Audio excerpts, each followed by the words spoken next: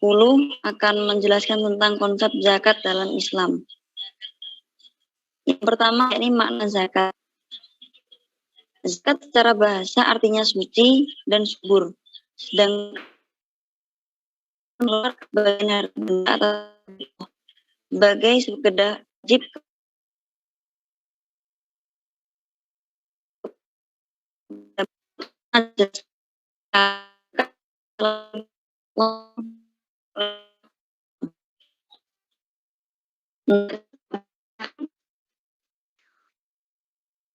mengerti suci. Ini pengertian firman Allah dalam surat At-Taubah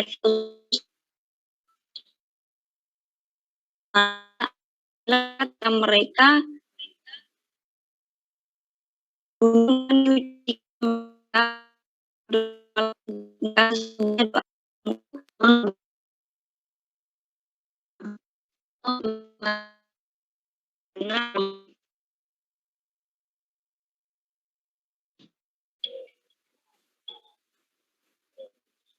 Nah, setelah itu kewajiban zakat.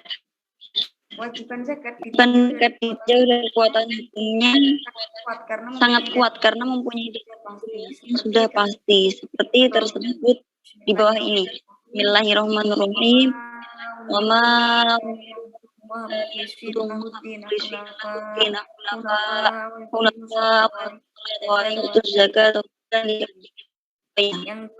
yang mana artinya adalah menyembah dengan ikhlas, menaatinya semata-mata karena menjalankan agama, sholat dan menunaikan zakat, dan yang demikian agama yang lurus. Nah, ayat tersebut yang telah saya bacakan tadi merupakan ayat yang menjelaskan bahwa itu adalah hukum yang wajib bagi setiap muslim yang mempunyai harta benda menurut ketentuan yang telah ditetapkan oleh hukum Islam. Nah, orang-orang yang mengingkari kewajiban zakat ini maka baginya dihukum kafir. Ini sesuai dengan ayat Al-Quran mengatakan bahwasanya wahai orang-orang yang beriman, infakkanlah sebagian dari hasil usahamu yang baik-baik dan sebagian dari apa yang keluar dari bumi. Janganlah kamu memilih yang buruk untuk kamu keluarkan. Padahal kamu sendiri tidak mau melainkan dengan memicingkan mata terhadapnya. Dan ketahuilah bahwa Allah Maha Kaya, Maha Terpuji. Nah, menurut Quraisy Shihab,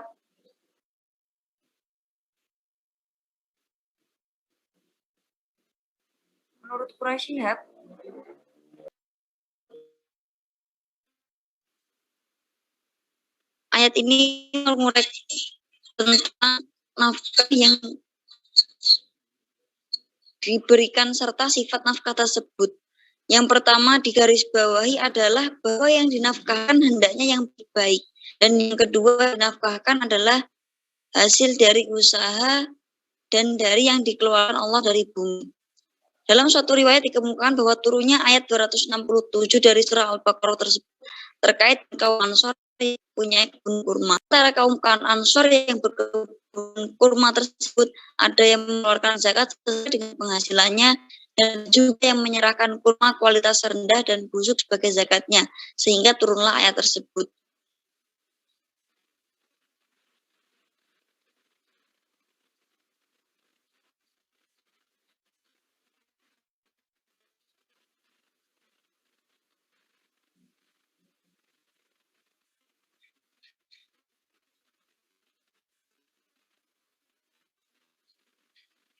Selanjutnya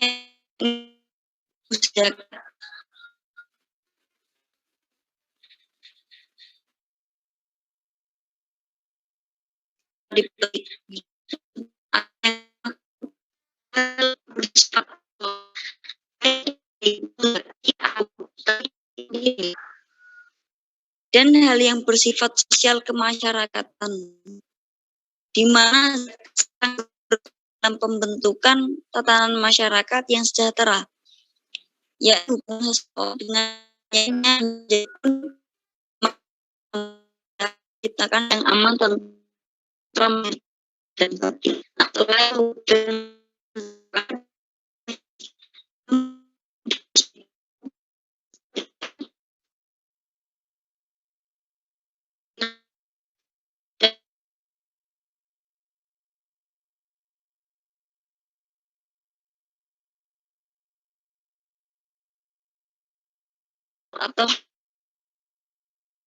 ibadah zakat berdimensi vertikal atau minallah, ya baik itu bagi seorang muslim yang berzakat maupun yang menerima antara lain membersihkan diri dari bakhil, kemudian menghilangkan sifat kikir para pemilik harta, mengembangkan tanggung jawab sosial terutama bagi pemilik harta, menenteramkan perasaan mustahik karena ada kepedulian terhadap mereka, melatih atau mendidik berinfak dan memberi, menumbuhkan kekayaan hati dan mensucikan diri dari dosa, mensucikan harta para muzaki dan lain-lain. Nah, sedangkan fungsi zakat yang bersifat sosial antara lain diantaranya adalah menjalin tali silaturahmi sesama muslim dan manusia pada umumnya. Kemudian mengangkat derajat fakir miskin dan membantunya keluar dari kesulitan hidup dan penderitaan. Kemudian membersihkan sifat iri dan dengki, benci dan hasad dari hati orang-orang miskin. Kemudian bentuk gotong royongan dan tolong menolong dalam kebaikan dan takwa. Nah, di dalam Al-Quran sendiri juga mengenai fungsi dari zakat yang tertera dalam Al-Quran surat Taubah ayat 3 tadi, yang bunyinya yaitu Bismillahirrahmanirrahim.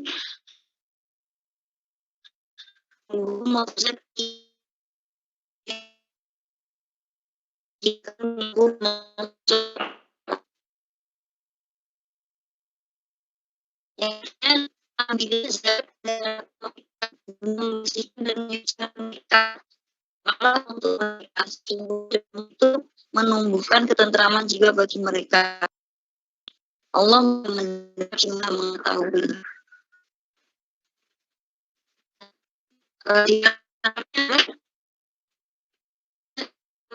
Dan membersihkan dan menyucikan mereka, berdoalah untuk mereka, sesungguhnya doamu itu menumbuhkan ketentraman jiwa bagi mereka. Nah, ini menjelaskan bahwa fungsi dari zakat tersendiri itu pada intinya adalah membersihkan dan menyucikan.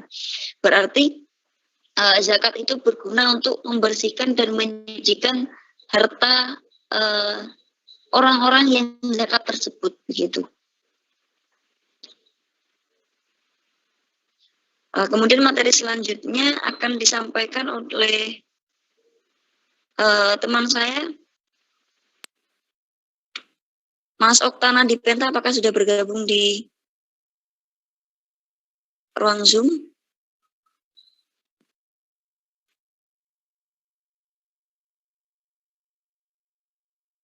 Baik, karena sepertinya beliau belum hadir di ruang Zoom ini, maka materinya akan saya lanjut. Selanjutnya ini membahas tentang pemberi zakat dan kadarnya. Nah, telah kita ketahui bersama bahwasanya zakat ada dua macam, yaitu zakat fitrah dan zakat mal. Nah, untuk zakat fitrah sendiri itu ditunaikan sejak awal Ramadan dan paling lambat dilakukan sebelum pelaksanaan sholat Idul Fitri. Nah, adapun zakat fitrah adalah beras atau makanan pokok seberat 2,5 kg atau 3,5 liter per orang, atau sesuatu yang senilai dengan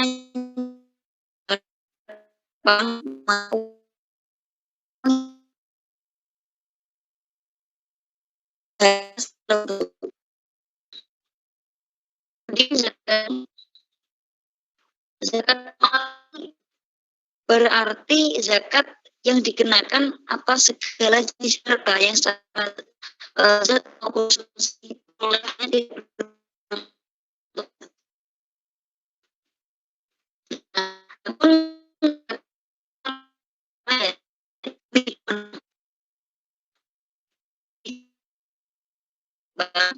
ini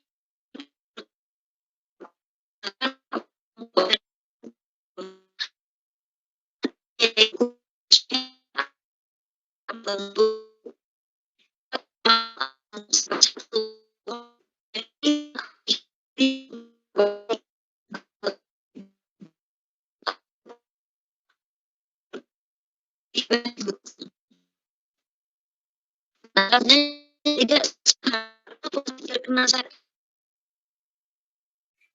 Ada beberapa harta yang terkena wajib zakat, yaitu diantaranya seperti binatang ternak, yaitu sapi, kambing, unta, kerbau, dan lain-lain, emas dan perak, harta perdagangan, hasil pertanian, hasil bumi, tarika atau rampas, kemudian produksi.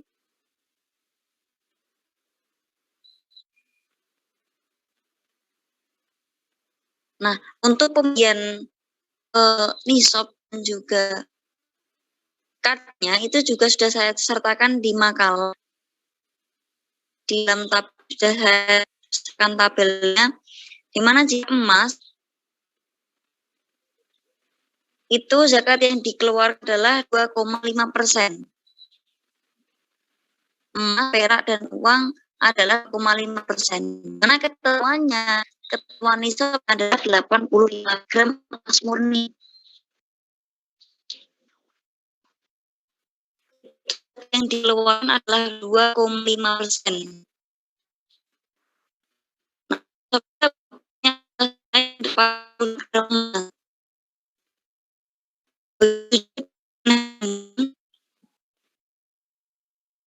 Begitu juga dengan semua dapat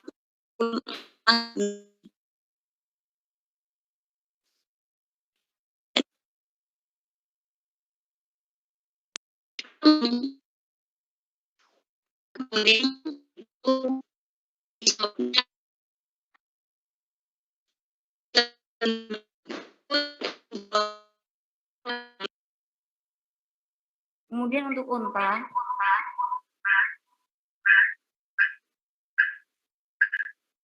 nisabnya adalah 5 ekor unta, itu zakat yang dikeluarkan adalah 1 kambing.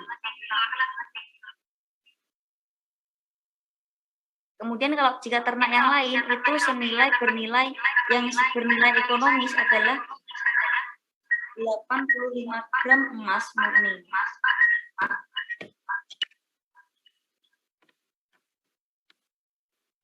Kemudian untuk pertanian,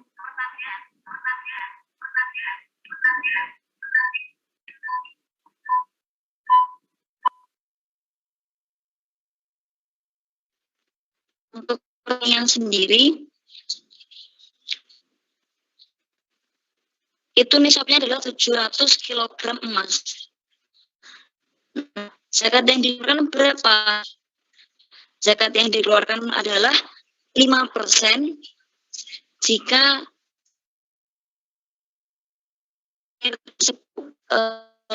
penggarapan sawah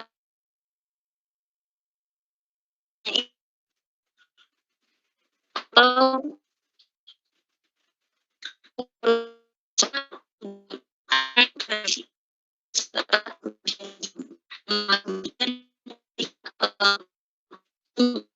atau untuk pengelolaan sawahnya itu berarti kan airnya gratis, sehingga zakat yang dikeluarkan adalah 10%.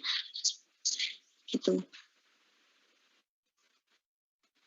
Dan kan jika pertanian yang bukan makanan itu nisabnya adalah 85 emas murni. Zakat yang dikeluarkan berapa? Zakat yang dikeluarkan adalah 2,5% kepada emas tadi.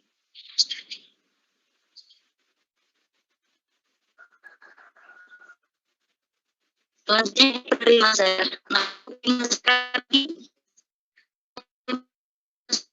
disebut mustahik. Nah, berjumlah berapa? Berjumlah 8 asnaf atau golongan. Seperti dijelaskan dalam firman Allah, yakni Bismillahirrahmanirrahim. Innam qatul fuqara wal masakin wal amilina 'alaiha wal mu'allafati qulubuhum wa fir riqab wal gharimina wa fi sabilillah wa ibnis sabil fardhatan minallahi wallahu alimun hakim. Maknanya sesungguhnya zakat-zakat itu hanyalah untuk orang-orang fakir, orang-orang miskin, pengurus zakat atau amil zakat, para mu'alaf yang dibujuk hatinya kemudian untuk memerdekakan budak, orang-orang yang berhutang, dan orang-orang yang ada di jalan Allah, dan untuk mereka yang sedang ada dalam perjalanan. Jadi berdasarkan firman Allah Subhanahu wa taala ini, maka orang yang menerima zakat itu ada 8 orang. Yang pertama yaitu fakir. Itu fakir. Fakir adalah orang amat sengsara hidupnya, tidak mempunyai harta dan tenaga untuk memenuhi penghidupannya. Kemudian yang kedua adalah miskin. Miskin adalah orang yang mempunyai pekerjaan, tetapi hasil yang tidak dapat mencukupi kebutuhan hidup sehari. Bismillahirrahmanirrahim. Assalamualaikum warahmatullahi wabarakatuh. Untuk materi selanjutnya yaitu pemberi zakat dan kadarnya. Telah kita ketahui bersama bahwasanya zakat ini ada dua, yaitu yang pertama yaitu zakat fitrah dan yang kedua yaitu zakat mal. Zakat fitrah ditunaikan sejak awal Ramadan dan paling lambat dilakukan sebelum pelaksanaan sholat Idul Fitri. Adapun zakat fitrah adalah beras makanan pokok seberat 2,5 kg atau 3,5 liter per orang senilai dengannya. Kemudian zakat mal berarti zakat yang dikenakan atas segala jenis harta yang secara zat maupun substansi perolehannya tidak bertentangan dengan ketentuan agama. Adapun syarat zakat mal adalah sebagai berikut. Yang pertama milik penuh, bukan milik bersama. Kemudian yang kedua berkembang.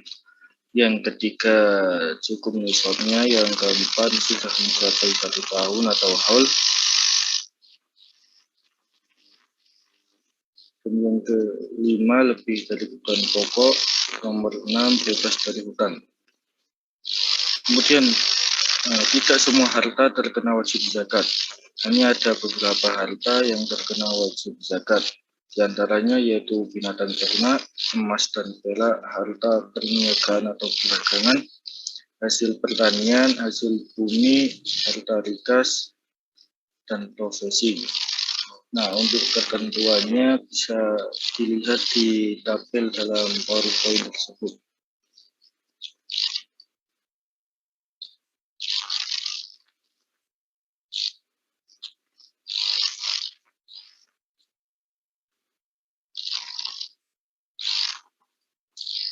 Oke, bisa dilanjutkan PPT-nya.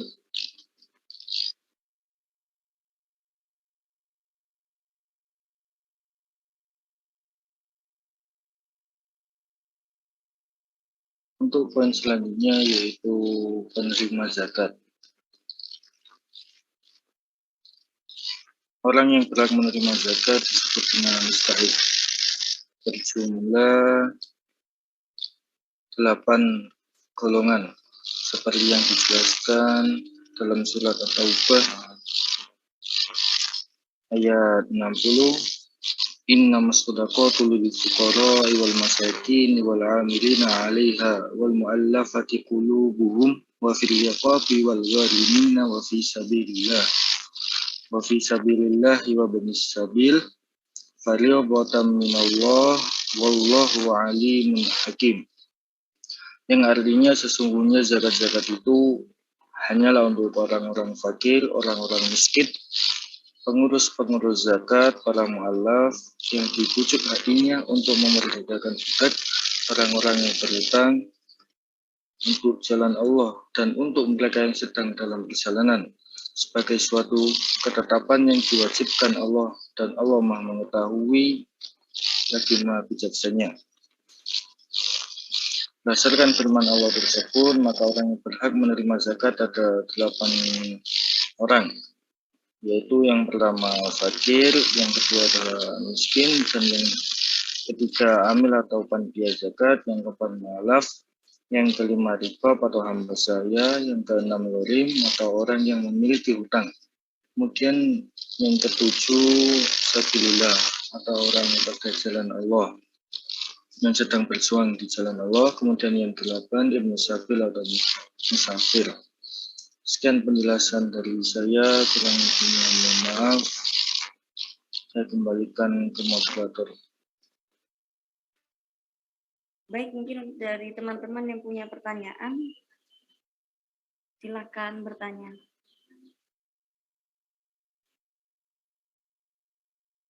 Sebelumnya kami selaku pemateri minta maaf karena kendala-kendala teknis yang terjadi tadi. Mungkin dari teman-teman banyak sekali yang belum jelas, mungkin bisa dilihat di makalah lagi atau mungkin sekarang bisa ditanyakan begitu. Nah, jadi sambil menunggu pertanyaan, jadi kesimpulan dari materi pada kesempatan pagi hari ini adalah yakni berdasarkan uraian di atas itu kami itu menyimpulkan bahwasanya zakat itu adalah ibadah yang memiliki dua dimensi, yakni dimensi uluhiyah atau vertikal, artinya yaitu hablum minallah, dan juga dimensi insaniyah atau horizontal, ini hablum minannas. Nah, pembayaran zakat merupakan salah satu dari orang yang beriman dan bertakwa kepada Allah, dan dengan pembayaran zakat tersebut maka dapat meningkatkan kesejahteraan sosial. Zakat akan lebih mampu meningkatkan ketakwaan dan kesejahteraan sosial apabila pembayaran dan pengelolaan zakat dilakukan melalui lembaga amil zakat yang resmi yang terdaftar di pemerintah. Baik, ada pertanyaan di kolom chat dari Mas Ahmad Haryono ingin bertanya, yakni bolehkah zakat fitrah dengan uang tunai atau transfer bank? Izin menjawab. Baik, silakan. Yaitu boleh juga zakat fitrah dengan uang tunai.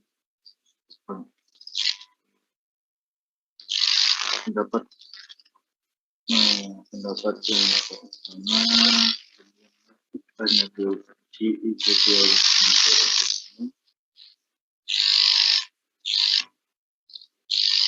pada keputusan Kamar NU tahun 1929 yang tidak membolehkan zakat penghasilan dengan uang, termasuk juga zakat fitrah.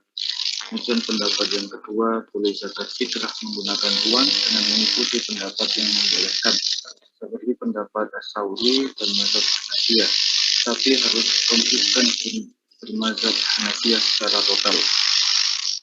Termasuk dalam kelompok ini Fatwa Majelis Ulama Indonesia Provinsi DKI Jakarta tentang hukum dan pedoman pelaksanaan zakat fitrah dengan uang tanggal 9 Juni 2018 dan surat edaran bersama Lembaga Fasul Masail LBMP MUI Jawa Timur dan surat edaran Rayisnu Jawa Timur tanggal 13 Mei 2020 tentang pedoman dan kategori zakat fitrah.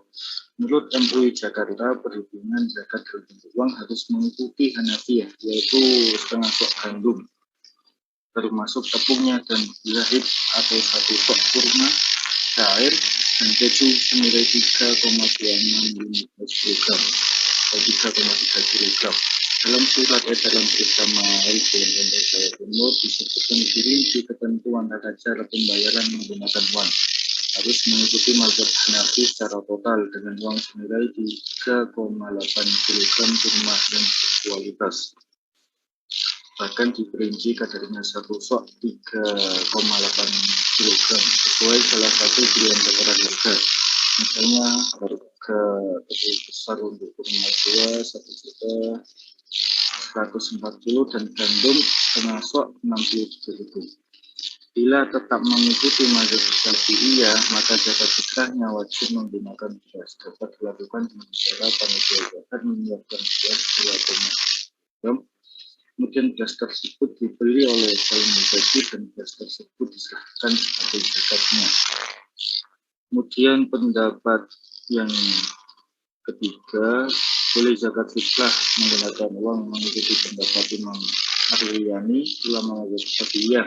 Meskipun lemah yang membolehkan zakat fitrah dengan uang, pandang lebih baik daripada berpindah mazhab atau mengikuti mazhab lainnya.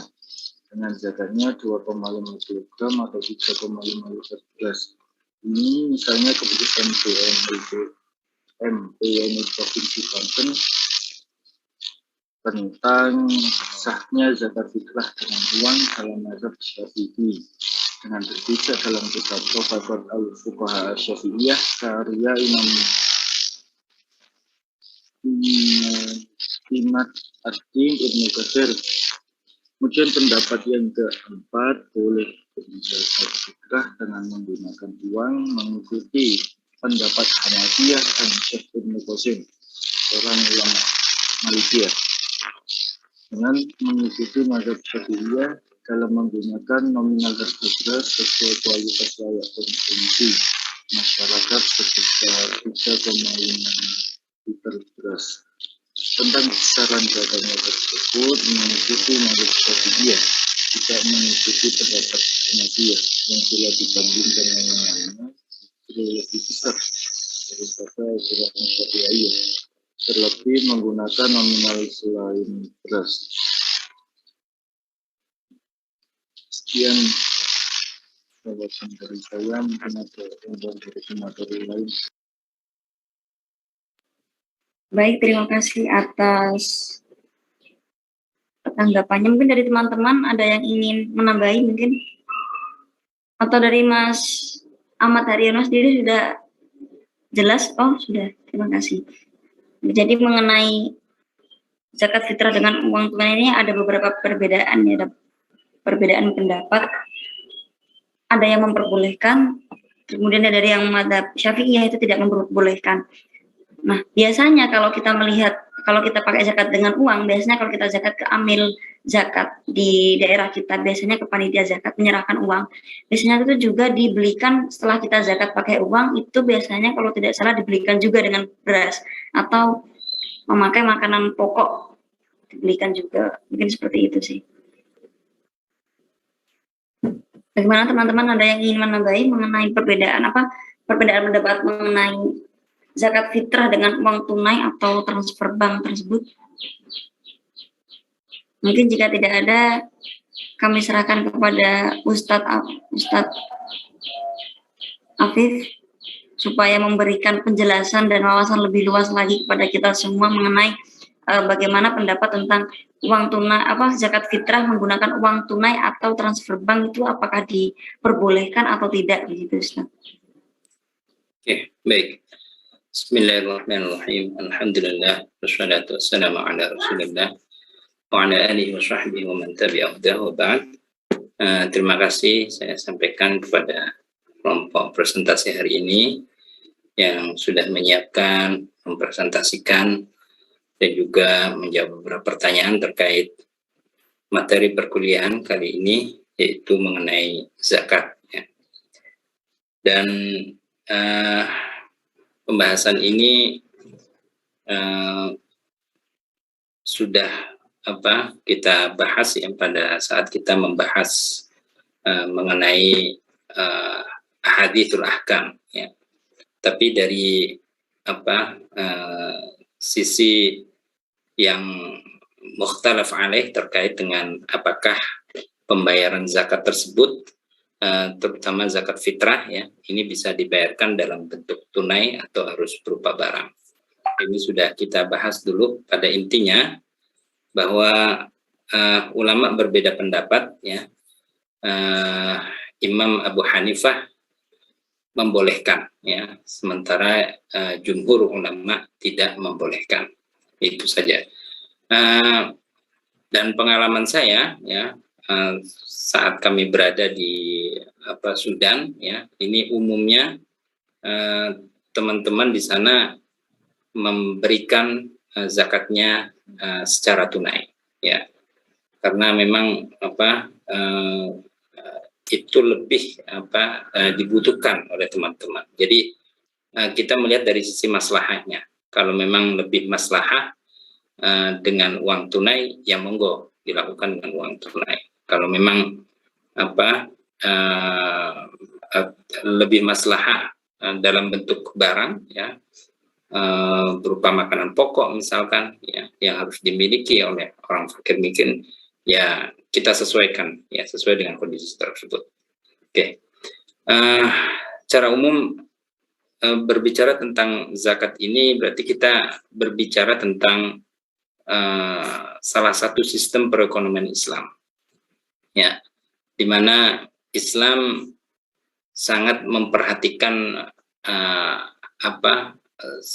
adanya keseimbangan, ya, ekonomi, namun di sisi lain Islam juga tidak menghambat, ya, kepada orang-orang, ya, atau kaum muslimin untuk memperkaya diri, ya. Jadi silahkan mengembangkan usahanya setinggi mungkin, ya, semaju mungkin, ya, dan mendapatkan laba, ya, dan keuntungan yang melimpah, ya. Justru ini menjadi berkah bagi kaum muslimin, ya, jika keuntungan yang dimiliki tersebut kemudian diberikan, ya, sebagian hartanya untuk hak-hak kaum muslimin yang lain yang membutuhkan. Nah, inilah sisi keseimbangannya. Jadi perekonomian Islam seperti yang kita bahas sebelumnya ini mengadopsi dua sistem perekonomian yang ada di dunia ini, yaitu ekonomi kapitalis dan ekonomi sosialis, ya.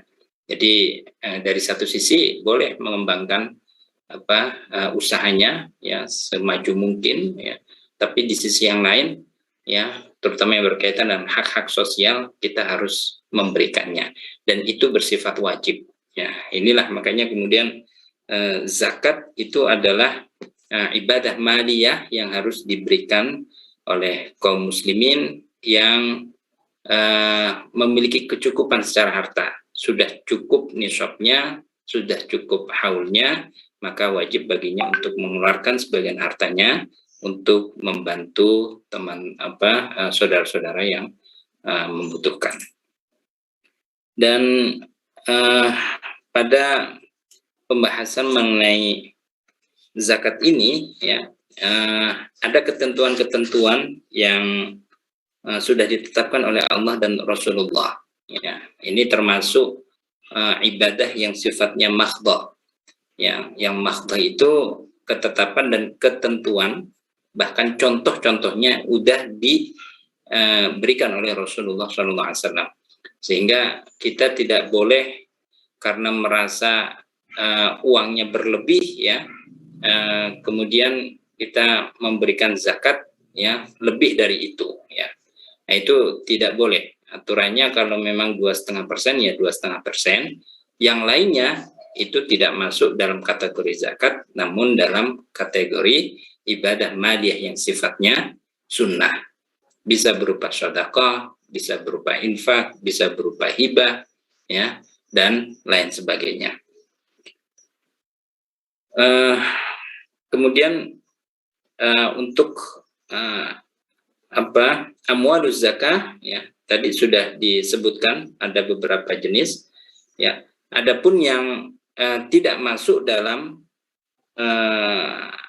anwa' az-zakah ini, ya, itu nanti bisa dikiaskan, ya, dengan yang sejenisnya, ya. Ini kalau biasanya dikiaskan dengan urudut tijarah. Jadi berapa yang harus dikeluarkan? Yang harus dikeluarkan adalah 2,5%, ya. Ini berbeda dengan pertanian, tergantung nanti pengairannya bagaimana, ya. Apakah diairi secara gratis, ya, atau harus bayar pengairannya, maka pengeluaran zakatnya juga berbeda. Ada yang 5%, ada yang 10%. Kalau dia berupa harta temuan, ya, rikaz, ya, dan lain sebagainya, itu kemudian harus dikeluarkan sebesar 10%.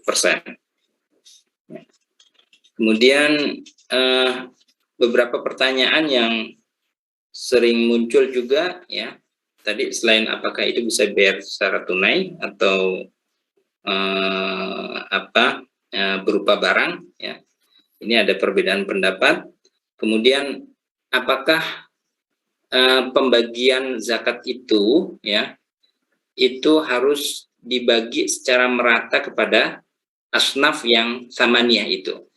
Ya, ini ulama juga berbeda pendapat, ya.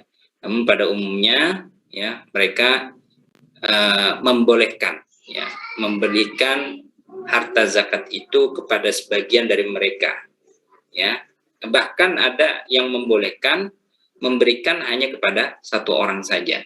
Nah, ini juga dengan mempertimbangkan kebutuhan dan kedaruratan yang dialami oleh asnafuz zakat tersebut. Ya. Kemudian berkaitan dengan pembayaran zakat, ya, apakah bisa dilakukan secara mandiri atau harus melalui lembaga amil zakat, ya. Nah, ini bisa dilakukan dua-duanya, ya. Jadi boleh diberikan secara langsung person to person, dan juga boleh mewakilkan kepada amil zakat untuk menyampaikan zakat tersebut kepada asnaf yang membutuhkan. Ya.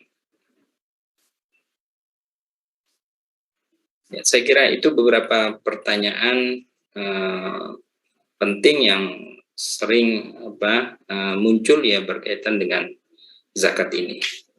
Ya, berikutnya saya berikan kesempatan karena memang masih ada waktu, ya, untuk teman-teman yang ingin bertanya atau menanggapi, monggo.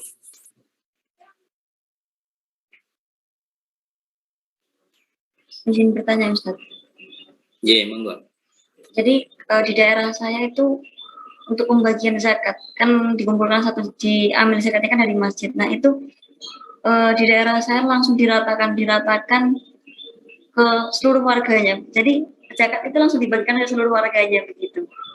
Jadi tidak untuk dikategorikan ini apakah fakir, miskin, itu kesulitan. Jadi langsung diratakan kepada seluruh warganya. Kemudian ada juga orang-orang yang zakat mandiri itu tanpa memperhatikan tadi 8 golongan yang berhak menerima tadi. Jadi langsung kalau pengen zakat sudah langsung dikasihkan tetangganya siapa gitu, Ustaz. Jadi agak kurang mungkin untuk penerapan yang tadi yang berhak menerima zakat itu tidak dilakukan. Bagaimana, Ustaz?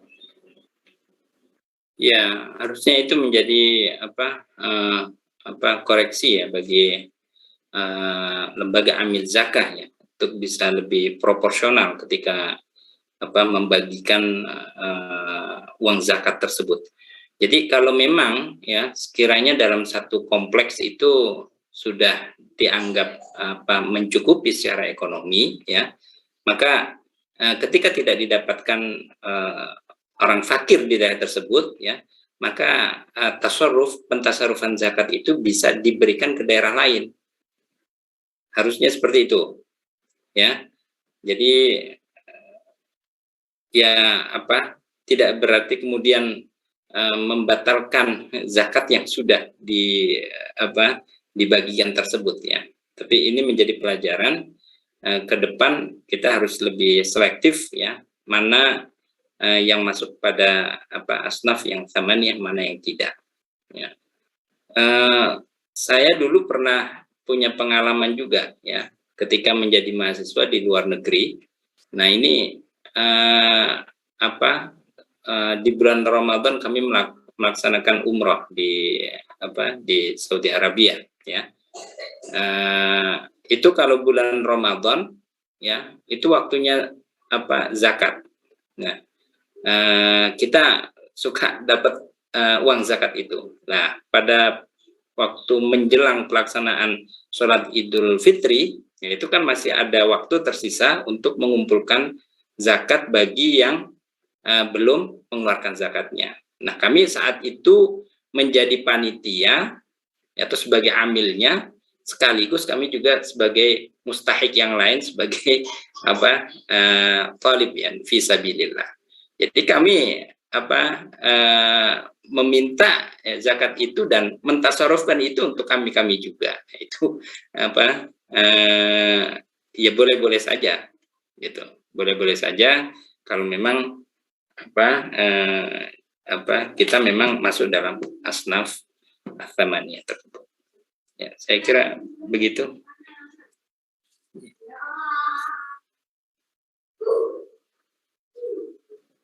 Terima kasih Ustaz.